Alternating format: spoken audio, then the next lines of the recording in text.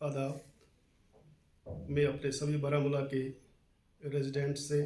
अपने कंज्यूमर से एक बहुत ही इम्पॉर्टेंट इशू पे कुछ एडवाइस देना चाहूँगा। जैसे कि आप जानते हैं कि विंटर आ चुका है और विंटर के आते हुए हमारी नोट्स में ये बहुत बार आता है कि बहुत सारी जगहों पे फायर इंसिडेंट्स होते हैं, और जब फायर इंसिडेंट्स को एनालाइज किया जाता है तो बहुत सारे केसेस में ऐसा पता चलता है कि शॉर्ट सर्किट की वजह से फायर इंसिडेंट हुए हैं। इन फायर इंसिडेंट्स में बहुत सारा जान और माल का नुकसान होता है। तो अभी हम ये देखें कि ये शॉर्ट सर्किट्स क्यों होते हैं। शॉर्ट सर्किट्स होने के मेन वजूहात जो ये रहते हैं, नंबर एक कि जो हमारे घरों में वायरिंग है वो अंडर साइज रहती है या वार्न आउट रहती है। दूसरी ये कि हम अपनी वायरिंग को, जो internal wiring of the houses है या कम्प्लेक्सेस है, उसको हम ओवरलोड करते हैं ज़्यादा हायर कैपेसिटी के अप्लाइंसेस लगाकर,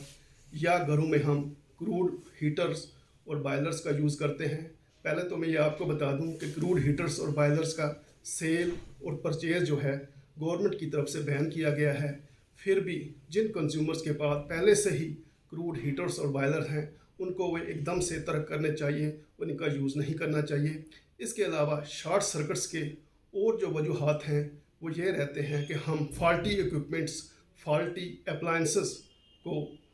सर्किट में कनेक्ट कर देते हैं, जिसकी वजह से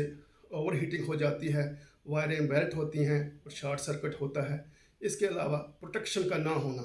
घरों में जो हमारी इंटरनल सर्किट्स रहते हैं, इंटरनल वायरिंग रहती है, उसमें प्रोटेक्टिव इक्विपमेंट्स का ना होना भी एक रीज़न रहता है कि अगर कहीं पर शॉर्ट सर्किट हो जाए, इमीडिएटली वो सर्किट जो है आइसोलेट नहीं होता है और वो करंट्स कंटिन्यूसली फ्लो करते हुए ओवर हीटिंग होती है, और जिसकी वजह से घरों में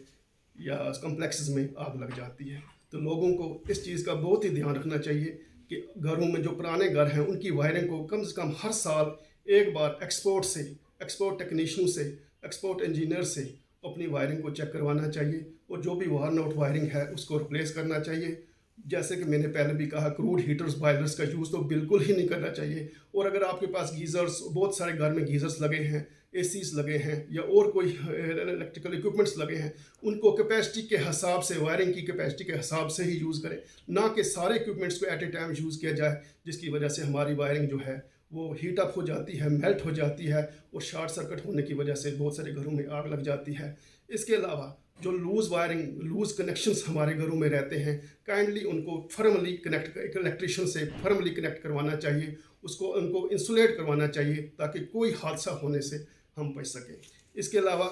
जब हवा चलती है, बर्फ़बारी होती है, उस समय लोगों को ख़ास एहतियात बरतना चाहिए, क्योंकि जो हमारी तारें ओवरहेड लाइंस रहती हैं वो कभी कभी हवा की वजह से या और अपनी स्नोफॉल की वजह से घरों के नज़दीक में भी आ जाती हैं, पेड़ों के नज़दीक में आती हैं। उससे हमको दूरी रखनी चाहिए, और जो हम गैस का स्टॉक, फायरवुड का stock under the transmission lines या डिस्ट्रीब्यूशन लाइंस करते हैं, उसको हमको अवॉइड करना चाहिए। या अगर सारे तदबीर हम अपने ध्यान में रखेंगे तो इससे ये हो जाएगा कि हम अपने फायर इंसिडेंट से बचेंगे और बहुत सारा जानी और माली नुकसान जो होता है उससे बच सकेंगे। मुझे उम्मीद है कि मेरे सारे कंज्यूमर्स इन चीज़ों की तरफ ध्यान दे देंगे ताकि उनका कोई भी नुकसान आइंदा ना हो सके और बहुत सारा नुकसान जो माली नुकसान होने से बच जाए। शुक्रिया।